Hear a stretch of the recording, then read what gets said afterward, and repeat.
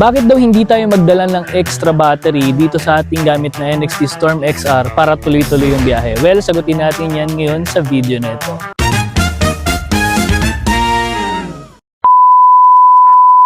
What's up, kamusta mga ka-electric? This is EV Ahimoto, ang inyong lakwachero at galang e-bike rider. So ngayon, andito si NXT Storm XR na ginamit natin nung tayo ay nag-Luzon North Loop.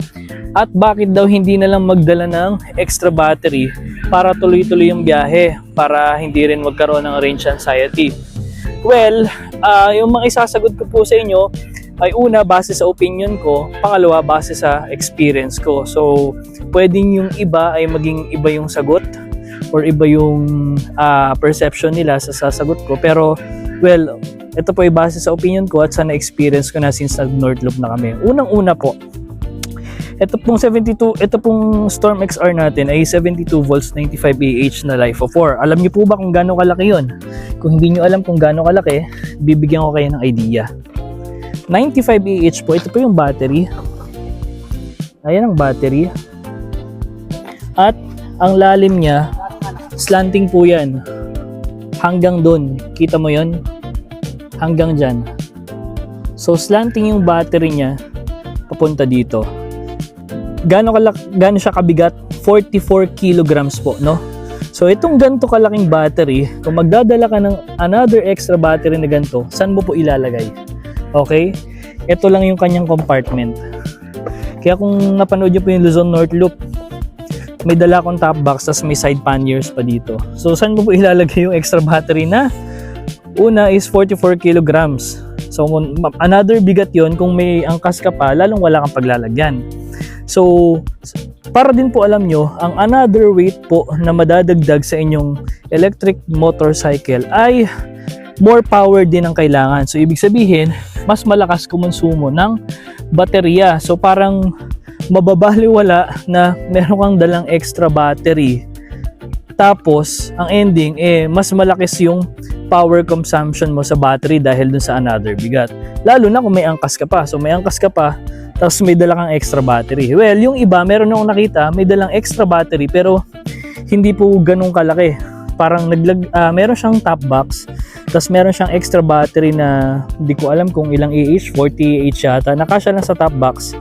So, pag lowbat na, ipinapalit niya. So, nag-change lang yata siya ng socket. So, nirerekta niya lang yung socket nito papunta sa battery na nasa top box niya. Pero kung maglo-long ride ka, syempre long ride, kaya kailangan mo ng extra battery.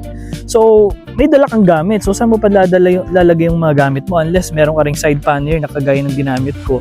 Tsaka kung maglalagay ka pa ng gamit dito, no? So, kung kailangan ba para hindi ka magkaroon ng range anxiety, si Storm XR po ay may range na 150 to 180 kilometers. Kung chill ride ka lang naman at solo ride lang din, aabot siya kahit mga 200 km. So, paano ba tayo mawawala ng range anxiety? So, sabihin na natin na 180 km yung range ni Storm XR. So, ang gagawin nyo po, hindi nyo siya fully consume. Naaabot na parang malulobatan ka na talaga sa daan. So, ibig sabihin, ipaplano mo yung biyahe mo na sa 180 km na range ng battery, babiyahe ka lang, sabihin natin ng 150 km. So, mula sa point A mo to point B, kailangan 150 km or less lang yung ibiyahe mo at doon ka na magcha-charge sa next destination mo doon sa point B. So, kagaya ng ginawa namin sa Luzon North Loop, kahit 180 km yung range nito, since may mga dala pa kami, hindi po namin siya sinasagad. Bakit? Kasi, una, yun nga, paano pag nalowbatan ka sa daan? So, actually, wala namang problema dahil may kasama naman charger to na pwede sa mga outlet, sa socket. Yun nga lang din, paano kung malowbatan ka sa gitna ng kagubatan or bukid, wala kang pagsasaksakan, di ba? So, ayun nga. Kaya ang sinasuggest ko, planuhin nyo yung biyahe nyo para alam nyo kung saan kayo magcha-charge. Ito yung kanyang portable charger na pwede nyo gamitin sa mga ordinary outlet. Yan, pwede kayo mag-extension. So, ito siya. And kung wala naman outlet, pwede namang kung meron kayong mahanap ng mga charging stations na pang electric cars, kagaya ng ginawa namin. Ayan. Naka-type to charging na po yan. So, ilang oras charge? Actually, 2 to 4 hours. Yung 4 hours na yun, from drain yun. Pero hindi po natin sinasuggest na i-drain yun since parang battery lang po ng cellphone, at least 20% i-charge na po natin. So kung mag-charge ka ng mga 20%, mga 3 hours lang po yung itatagal nun. So, naka 25 amperes na rin po yan na charger. Onboard charger po yan, nasa loob ng charger. So, kung may range anxiety kayo, naiintindihan ko, pero proper planning lang po yung kailangan natin para hindi tayo malobatan sa gitna ng daan. So, yun lang mga ka-electric. Again, this is si Biyahe Moto, ang inyong lakwachero at galang e-bike rider. So, ride safe, keep safe mga kaibigan. Kay Ibiyahe Moto.